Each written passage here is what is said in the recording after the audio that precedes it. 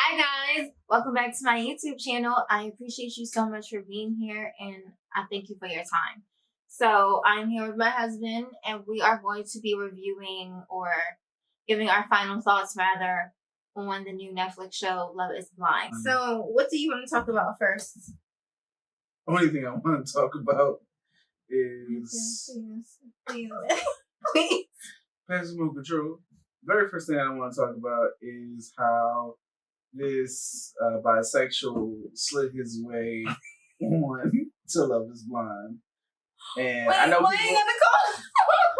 no, because I know people always just like, oh, I know bisexuals, I'm not homophobic. Listen, forget all that. I don't need to tell you how many gay friends or family members have. I don't really care about any of that. What bothers me is not that he was bisexual, that he was gay, but that he clearly was not there to find a wife, love, or anything.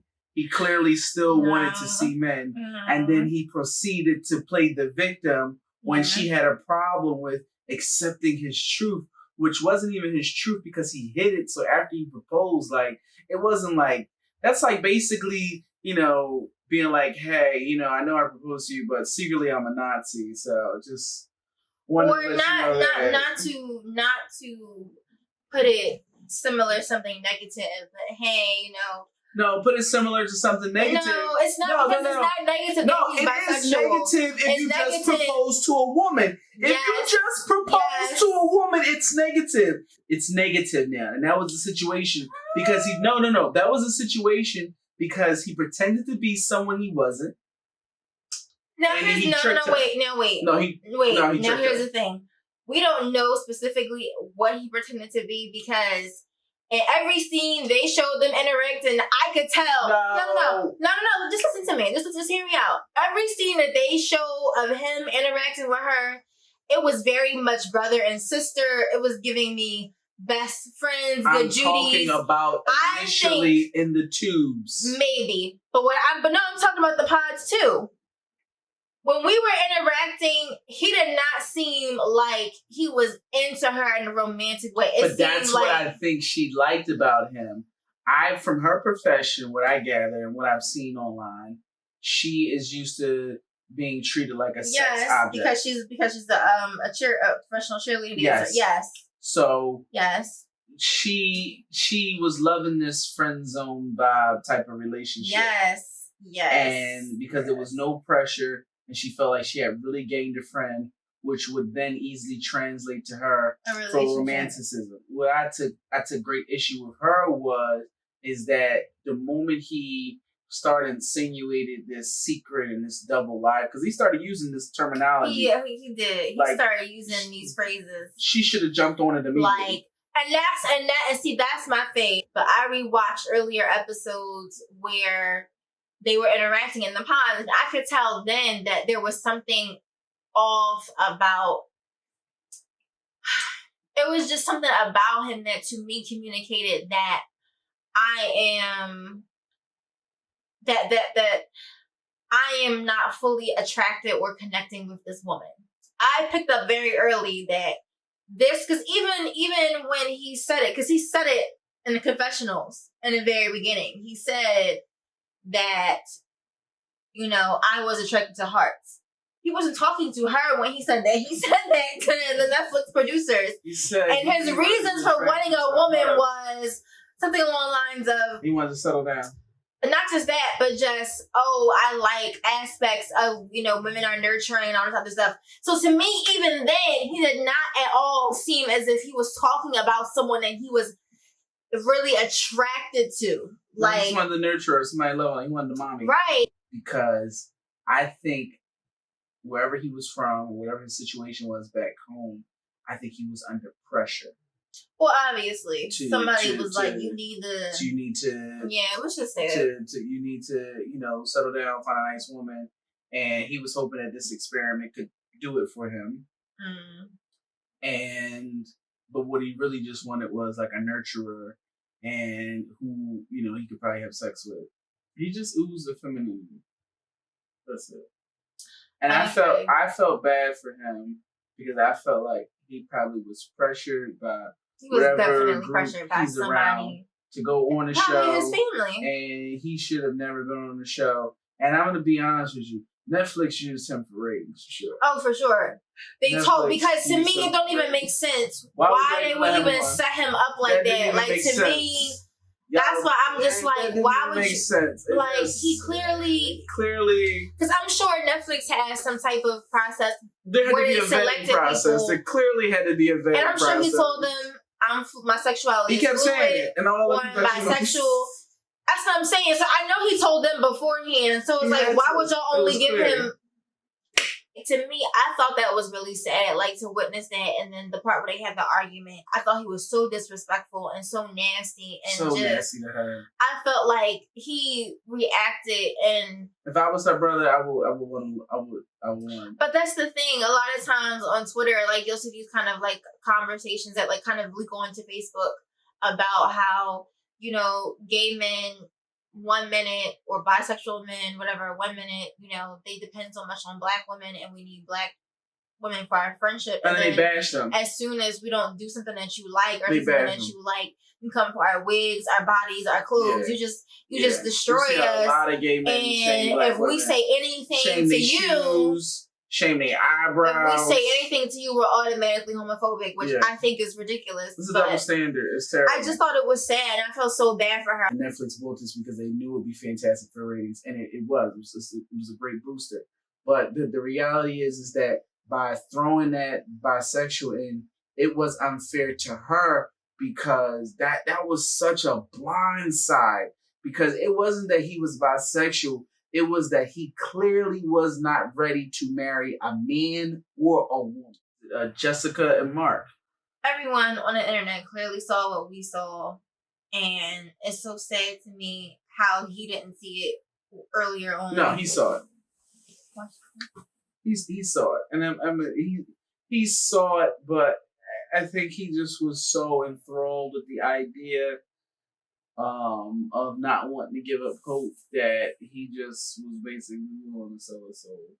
And that made me sad, because I thought he could have did so. I thought he could have went back in and tried to meet with somebody else. But I think he just was stuck on Jessica.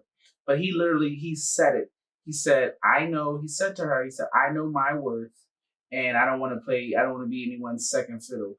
And then I don't know how many cutscenes it was, and then he proposed. Yeah. And so that bothered me, because I'm like, bro, you're young, you know what I mean? You're a decent looking guy, you got a decent job, decent place. Like, you really don't have to do this.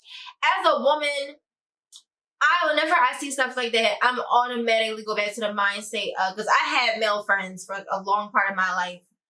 Most of my friends have been males, actually, and I have seen and heard the other side of things quite often.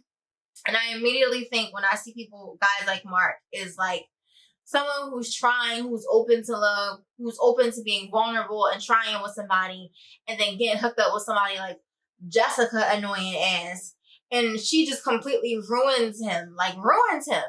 Because I'm sure, to an extent, being on this experiment, being on this show, Mark knew kind of there was a possibility. So he has the ability to walk away, and especially since it was only like 30 days. I think this was the whole span of this. I think it was 45 days. Oh, well, it wasn't like as long as we tend to stay with somebody in real life that we know don't really love us. And there's all this emotional baggage that you have to unpack. I don't think he's going to have to do that in this situation, which was the good part about it, which I'm so glad is why she told him no. Yeah.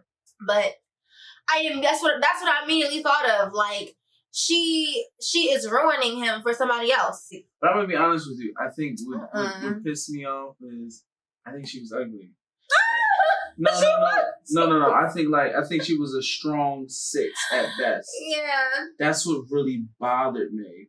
I feel like because she kept commenting on Mark's looks. Like, Mark, what? And I'm like, bro, your face. You're already over the hill. What are you doing? I felt like she would like say, what was she kept saying to him, like, I just never thought that you and Amber would be together. Yeah. Like, why are you saying it? It's like, if you ask me in a million years, I just... Yes! I'm like, why would you keep saying it out your mouth? Remember Burnett and Amber Kiss? And she was like, ew. Why are you so upset? You mad everybody's having sex? Our favorite couple, which is pretty much everyone's favorite couple, which was Lauren and Cameron. Okay, just before we even get into that, because I'm here for it. I'm the open-minded one for interracial relationships. Just so you guys know, there's one of us on this couch who is not as open to interracial. But I'm really happy for them. I think that they balance each other out. I read her. I saw an interview that she did. I read it where she said that she was having those fears because basically he has he's really he's not rich, but he's accumulated some wealth. He's got a beautiful home, and that she genuinely was just taken back and in awe and in shock, and she just didn't know how to handle all this genuine love. Like it was too much. She said she was overwhelmed by it. Well, I don't think she's ever been in a serious, concentrated. No. She said that she had 2 relationships, but they were long distance, so they don't count. No, I was so happy for them, and as a Black woman, I couldn't personally date interracially. I just couldn't do it. What? I've tried and it passed, and it just was not for me. If that works for you, go ahead, girl. But I couldn't do it. But what I was so glad about this kind of microcosm of these 2 people getting together is, first of all, before I even get to that part, Cameron said that he had previously dated a Black woman. He's had a long-term relationship with a Black woman previously. So I believe he went into the experiment wanting to find another Black woman. And although he was listening for voice, he was listening for tone, he was listening for experiences because he dated a Black girl for 5 years. He knew what to look for. He knew exactly what to look for. Because he was extremely decisive. Because I know that they edited, and I'm not a fool to that, but it is clear that he began to spend the bulk and majority of his time with her, honing in on focusing on her. There's at the very first episode, you see where he asks her a couple questions. You see his face peek up. I think in those moments, he realized she was a Black woman, and he said, okay, I'm going to see where this goes, right? Yeah. Because I don't think he's a culture vulture. I don't think he's, no. I think he's a white man who knows he's a white man, appreciates his whiteness, but I just think that whatever that first Black girl gave him, he wanted that. Even if he is particularly attracted to Black women because of our cultural and shape, way, behavior, appearance, all of that. Yes. And the way you look. Yes. The way you smell. Finest creatures on the planet. God don't make them no better. You understand? I agree. I'm sure Eve was Black. She'll find something. When the camera turned off, I'm going to tell you the secret. Because his mama and his daddy knew it. I could tell by they... Yeah, they're not surprised by their son's choice. Now, her dad, he didn't know what to do with his son. I think it was 2 pieces to that, because I think part of it is she said it's because I am very pro-Black and outspoken on social media. That's what she said. And I'm sure her dad came off like he is... Old school. Yes. So he probably remembers when dogs were sick on him. Yeah. Right? Yeah. He come from that generation. He come from that generation. Yeah. But also because, like they said, she'd never even lived with a man. She'd never even brought a guy home. So for her to just be like, oh, I'm engaged. This show is and he's white. Yeah. It's like, oh. But her friend, little redhead white guy, I liked him. Like a little Viking. I liked him. What was his name? Damien. That was his name, Damien? His name Damien. Damien was ready. But Damien didn't know how to deal with a Spanish woman. This was Damien's first Spanish woman. And all you brothers out there know that when you're dealing with a Spanish woman and when you're dealing with a Black woman, they go hand in hand. She need a little bit of violence in her life. She need a little touch. And he was so passive. He was a sweet guy. docile guy. Docile is a better word than passive. And I think she was too spicy for him. She was way too She spicy was muy caliente. But I think that if they weren't under this lens, if they really took time to let things to get, comfortable with each other more organically, I think they could have made it. I definitely think there were some actors there for filler. Oh, well. They started with like 20 people, so you never even saw those people again. Again, what I would like for them to do is spend more time. Next season should have more episodes in the pods. Like 10 episodes is not enough. It needs to be a minimum of 13 episodes. It definitely needs to be a minimum of 13 episodes, preferably 15 episodes. And we need to spend more time in the pod and really, really vet people who really want to be married. Because I'm not sure that Jessica really wanted to be married. I don't believe that she really wanted to be married. No, she didn't know what she wanted. I want people to really stretch their comfort zones. And I think that they should, I guess it would be hard, limited type of questions, because you can gauge. Well, they can't do that. They can't do that because they've already done enough. They've already done enough by cutting off people's appearance. But can you tell somebody if somebody's pretty from their voice? Or can voices be that deceptive? I don't think. About our relationship a little bit. Let's talk about the I met and married you in 7 months. Right. Without no sex. So. Yes, we met each other and got married in 7 months. Mm-hmm. Which, by society standards, that is extremely short. We kind of went through a more realistic, like a similar concept of this experiment, but more realistically. Like, we didn't do it in 45 days, obviously, but in 7 months. For a lot of people, it was still pretty short, and people were obviously suspicious, and all the different... People thought she was pregnant, but these strange... It wasn't even doing the nasty. Stop!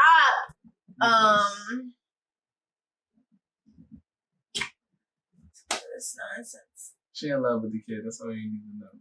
Yeah, I am in love with him, and that's why it happened rather quickly. And there's really no other way that I can say this other than the fact that there is no way to know that you're supposed to be with somebody 100%. It's all a risk. It just is. And I know that sounds biggest crazy. Gamble of your life. I know that sounds crazy, but it's the truth. Like, that has no true telling of whether or not your relationship will be successful. Your relationships, it's a gamble. Like, it really is. It's a gamble. You have to go into marriage specifically knowing that you're going to make mistakes, that your partner's going to make mistakes. That's why a lot of people are not ready for marriage, because they think marriage has to be, you have to be perfect. You have to perfectly be these perfect puzzle pieces and everything is, and that's just not real. Like, I don't know. Gotta fight, gotta argue. Like, that's just what it is. And you could know somebody for 7 years and they can completely change on you. And you can know somebody for 7 months and be like, oh, I'm ready to spend the rest of my life with them. Like, that's just how it goes. Get married and have kids and grandkids and get decide that he wants to be a woman. There's no way to truly know a person. Everything is a gamble. And even if you gamble and win on day 1,000, the gamble could no longer be paying off. But you have to be extremely grateful and honored for the experience and try to make the best gamble that you can based on all the information that you have. And the one thing I do like about Carlton is he said, I fell in love with hearts. And that was funny. It was because of the situation. But in retrospect, you want to fall in love with someone's heart. Who are they at the genuine core? And I think that's what the show was shooting for. Love is blind, but people are not. Love is not blind. Love is blind, but people are not. And just like that girl, she said, I just can't get there with him. At the end of the day, you need to be sexually attracted to your partner. You need to see them emotionally, and get your heart racing. If it doesn't, then you are in our friends. Relationship. So y'all friends then. Y'all can be friends. But great friends. You have to, I'm sorry, this idea that people don't, even with the bull talking about some people fall in love with hearts. Yeah, but if the heart is attached to a body that has a dick, then and you're okay with it, then that means that's why you're bisexual. That's actually why you're bisexual. So that's fine. This idea that you don't have to be attracted to the person that you love, or you don't have to care about what they look like. I don't know why people continue to push this. It is not real. It is so false. Because people want to be deep. Okay, but when it comes to your relationship, at the end of the day, when it's you and that person, just like what we saw when Jessica was skeeving out in that bed with that man, you gotta lay in the bed with that person. You gotta make love with that person. You gotta take your clothes off. Leave. She said the cameraman he can stay. Like right here. You gotta be able to do and be happy and be free. Yes, and if you are not attracted to that person, it ain't gonna work. Well, Mark hit it one time, so congratulations to him. He earned that. That was probably a pity. That was a pity. Because even after they did it, it didn't do nothing for her. I think she said, let me try it, see what happens. I'm so serious. I just feel like that's what she did. She was just like, I'll just give it a whirl. And she thought maybe it might help. And apparently he loved it, and she never even mentioned it. And that's when I knew. One thing I am very passionate about when it comes to talking about marriage is I'm not here selling nobody no dreams. I am not interested in making marriage into this fairy tale, because I feel like that's why a lot of people get divorced, because they are not properly prepared for what marriage is going to be. Marriage is hard, and it is about doing the best that you can. It's like mining for gold. It is like mining for gold. It's like mining for gold. That is what marriage is. What you put into your marriage is what you get. And you're gonna have to fight for your partner. You're gonna have to fight your partner sometimes. And that's just what it is. Don't look for marriage tips and Instagram quotes. And no matter how nice the couple looks on Instagram, they're most likely tricking you. You know what I mean? I don't care what the couple is telling you. They selling you all these dreams. I don't care how nice her hair is, or how nice his glasses are, or how fly they sneakers are, or what kind of car they drive.